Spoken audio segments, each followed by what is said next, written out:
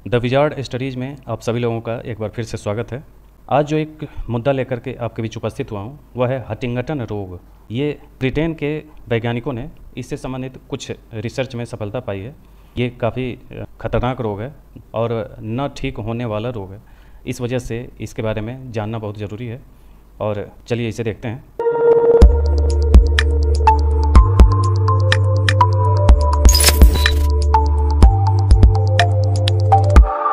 UK के वैज्ञानिकों की एक टीम ने हंटिंगटन रोग से पीड़ित लोगों में रोग की प्रगति को समझने और संभावित उपचारों और जीवन शैली में बदलाव के प्रभाव का मूल्यांकन करने के लिए गैर आक्रामक माप तकनीक नॉन इन्वेसिव मेजरमेंट और नवीन विश्लेषण विधियां विकसित की हैं।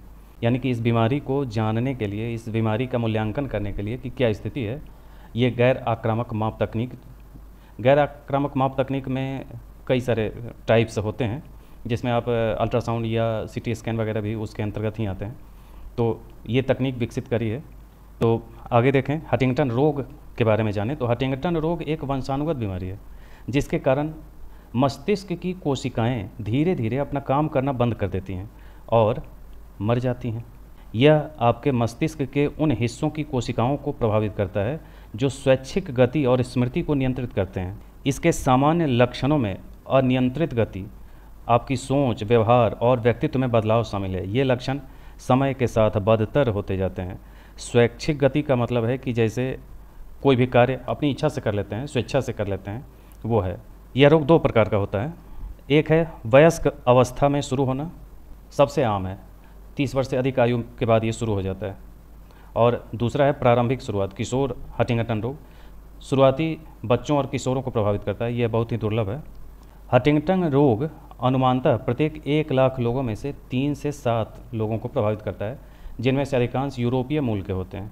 जैविक परिवार यूरोपीय मूल से आते हैं, यानी कि ये बीमारी विशेष तौर पर यूरोपीय समुदाय के लोगों में वंशानुगत रूप से पाई जाती है, जिनका भी मामला ज़्यादा है। हंटिंगटन रोग किस कारण से होता है इसको समझें। तो एक HTT जीन है जिसमें आनुवांशिक परिवर्तन यानी उत्परिवर्तन जो है हंटिंगटन रोग का कारण बनता है। HTT जीन हंटिंगटन नामक प्रोटीन बनाता है। यह प्रोटीन आपके तंत्रिका कोशिकाओं न्यूरॉन्स को कार्य करने में मदद करते हैं। अगर आपको हंटिंगटन बीमारी है तो आपके DNA में हंटिंगटन प्रोटीन बनाने के लिए ज़रूरी सारी जानकारी नहीं होती। नतीजतन यह प्रोटीन असामान्य आकार में बढ़ते हैं और आपके न्यूरॉन्स को नष्ट कर देते हैं मदद करने के बजाय। यानी कि ये प्रोटीन ज़्यादा रिलीज होने लगे, ज़्यादा बनने लगे, तब ये बीमारी शुरू हो जाती है। इस आनुवांशिक उत्परिवर्तन के कारण आपके न्यूरॉन्स मर जाते हैं। तंत्रिका कोशिकाओं का विनाश बेसल गैंग्लिया या आपके मस्तिष्क के उस क्षेत्र में होता है जो आपके शरीर की गतिविधियों को नियंत्रित करता है। मस्तिष्क प्रांतस्थ यानी आपके मस्तिष्क की सतह को भी प्रभावित करता है, जो आपकी सोच, निर्णय लेने और स्मृति को नियंत्रित करते हैं, उनको भी प्रभावित करता है। इसके लक्षण क्या हैं? तो हंटिंगटन रोग आपके शरीर और मानसिक दोनों तरीके से प्रभावित करते हैं। शारीरिक लक्षण में देखें तो झटके, ऐंठन जैसी अनियंत्रित गतिविधियां जिसको कोरिया कहा जाता है, समन्वय की हानि, एटैक्सिया जिसको कहा जाता है, चलने में परेशानी, निगलने में कठिनाई, डिस्फेगिया जिसको कहा जाता है, अस्पष्ट भाषण यानी कि जुबान लड़खड़ाने लगेगी। शारीरिक लक्षण छोटे छोटे रूपों में शुरू हो सकते हैं। उदाहरण के लिए कलम पकड़ने में कठिनाई, भद्दापन या संतुलन खोना, और फिर समय के साथ बदतर हो सकते हैं। और इसके अतिरिक्त यदि आपको हंटिंगटन रोग है तो निम्नलिखित रोग हो सकते हैं। भावनात्मक परिवर्तन जैसे कि मूड में उतार चढ़ाव, अवसाद, चिड़चिड़ापन, ये सब अपने आप आ जाएंगे। स्मृति, ध्यान और मल्टीटास्किंग की समस्या, नई जानकारी सीखने में परेशानी, निर्णय लेने और तर्क करने में कठिनाई। हो सकता है कि आपके शरीर और मानसिक लक्षण शुरू में आपके दैनिक जीवन को ज़्यादा प्रभावित न करें, लेकिन समय के साथ ये लक्षण आपके सामान्य कार्य को स्वयं करना ज़्यादा मुश्किल बना देंगे। तो ये काफ़ी खतरनाक रोग है और इसको समझने की ज़रूरत है। क्या इसे रोका जा सकता है? तो यही है मेन।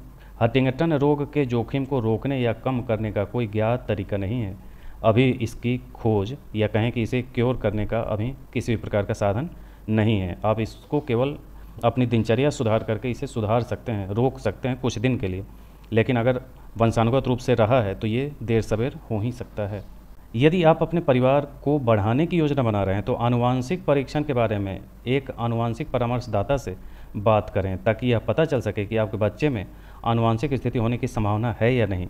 यह सुनिश्चित करने के लिए कि आप अपने भविष्य के बच्चों में हंटिंगटन रोग न दें, आनुवांशिक परीक्षण के साथ इन विट्रो फर्टिलाइजेशन IVF करना संभव है।